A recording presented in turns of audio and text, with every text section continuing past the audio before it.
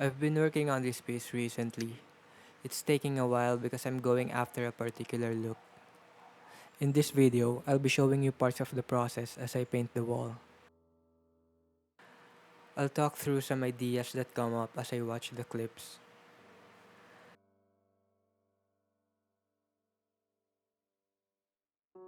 Here I'm considering how the light hits the wall. I'm going to simplify the values into a few rectangles, going from dark to light. I start by putting down marks where I want the transitions to be, so that I can maximize the gradient effect. Also, this way I will have control over each value group for that simplified structured look that I want. The grouping in rectangles increase in size as it goes toward the left, toward the brightest area. Of course, in the reference photo there is no gradient effect like this. It is an exaggeration to add interest in the design. I think it gives a sense of motion, the light coming through the window. But painting the wall as a solid block of color wouldn't be a bad choice either. I just chose the gradient effect just because it's more fitting. It complements well how the light hits the figure.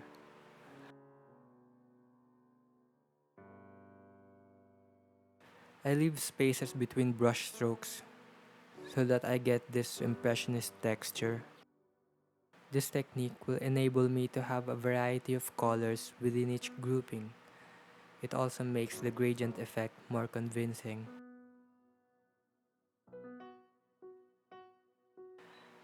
As you can see, I'm not just copying the reference. I'm making decisions about color, about the different ways I can interpret the actual thing. What's the reason for that? Why not just copy the actual thing?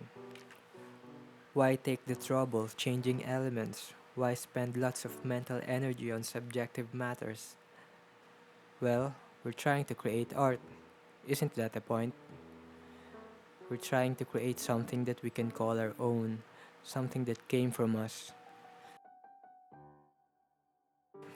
It's in a way like giving descriptions of what I see, of the objects that I paint, through how I handle the art elements, how I portray them. I think that's one thing that separates fine art from illustration. Fine art deals with subtlety so that it requires deep observation, whereas in illustration, the image speaks for itself.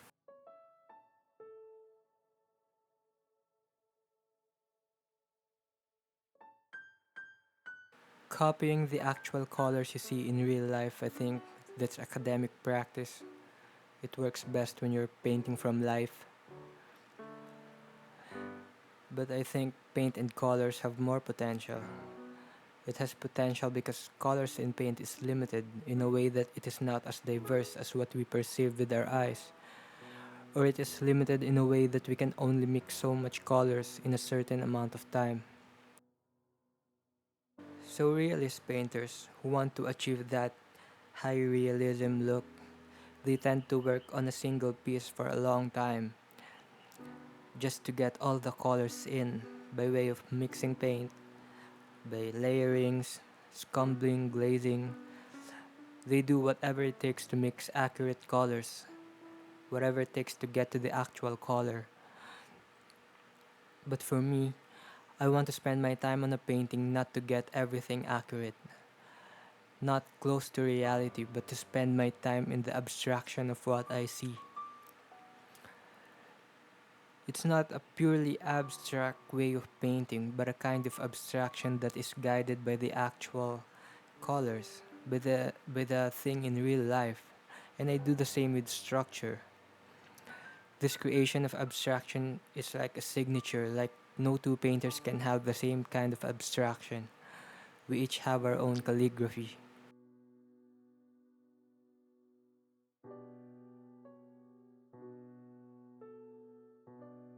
So this kind of painting, realism mixed with abstraction, adding some inventions, some distortions.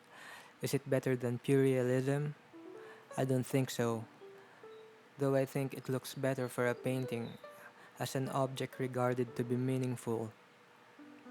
It's comparable to the way our imagination works. We abstract things based on reality.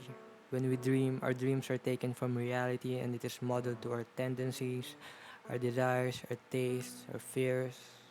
That's what I think.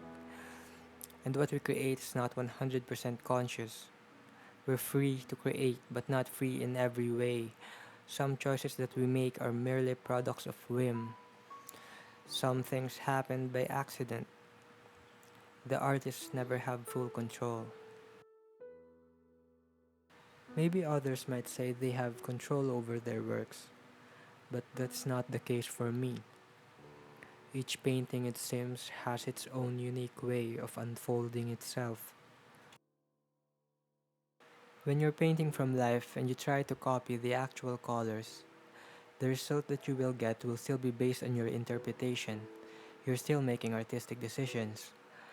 But when you're trying to copy the actual colors from a photograph, that's not very artistic. It simply is bad art, regardless of the skill it would take one to achieve that result.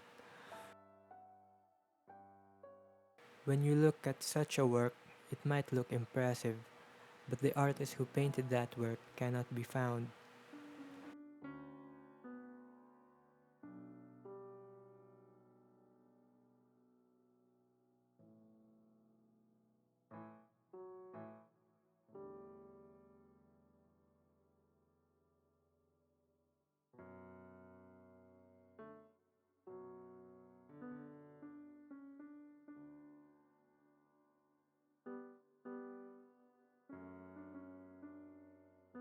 Let's go back to the painting. Here I'm working on the darkest corner of the wall.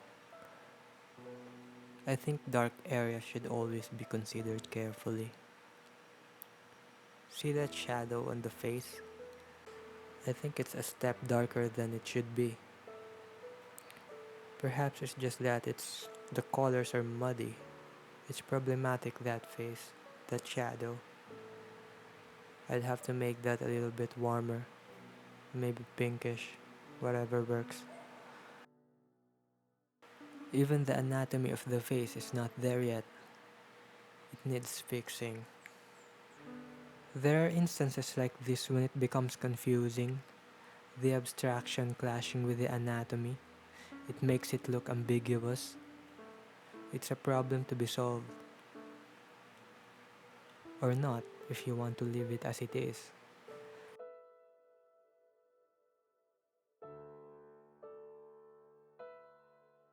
What we consider as a mistake sometimes looks appealing to others.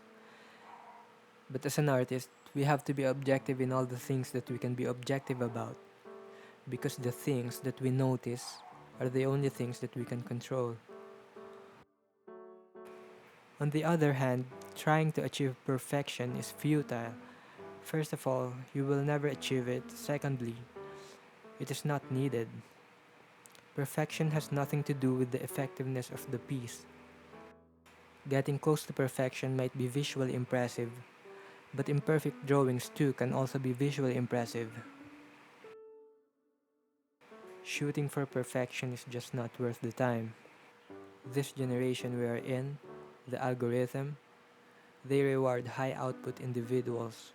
There's a pressure for artists to have a big body of work, and being prolific is a big factor of one's success. So if you think about it, chasing perfection is actually counterproductive.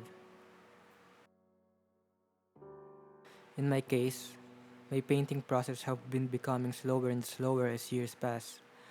I've gotten more deliberate with how I do things, unlike before when I was producing works that were more expressive, done with bravado brushstrokes, the kind of style that give off an energetic, explosive style. But that's where we are. I still carry those old habits, it's still a big part of my work, and I still like it. I like bold, carefree brushstrokes. Nothing can replace the painterly look. It's what makes it human. Even before I started painting, I already enjoyed looking at paintings of that style.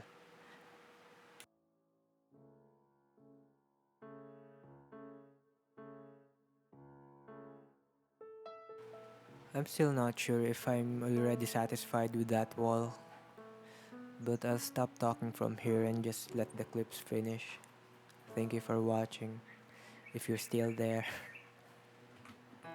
If you have comments, just put them below. I'll answer them.